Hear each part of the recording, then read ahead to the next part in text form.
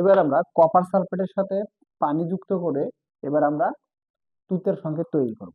তাহলে copper CuSO4 plus এইটার সাথে যদি আমি কি যুক্ত করি, মানে পানি যুক্ত করি, কয় অণু, 5 অণু পানি যুক্ত করি, তাহলে এখান থেকে আমরা কি পাবো, তুতের সংকেতটা পাবো। সেই তুতের সংকেতটা কি হবে, এটা হচ্ছে CuSO4 ইন্টু 5H2O।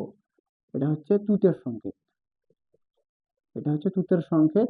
অথবা এটাকে আমরা কি বলি, ব্লু ভিডিওল, বা এটাকে বলি আমরা কি, ক্যালাস পানি। এটাই হচ্ছে ক্যালাস পানি। মানে এই যে কপার সালফেটের সাথে 5 অণু পানি যুক্ত করলে কপার সালফেট এবং 5 অণু পানি মানে পেন্টাহাইড্রেট উৎপন্ন হয়, এটা হচ্ছে আমরা তুতের সংকেত, এটাই ক্যালাস পানি। এটাকে বলা হয় ব্লু ভিডিওল। এটার বর্ণ ছিল সাদা, যখন এটার সাথে পানির সাথে বিক্রিয়া করে তখন এটার বর্ণ হবে নীল, এই জন্য এটাকে বলা হয় ব্লু ভিডিওল।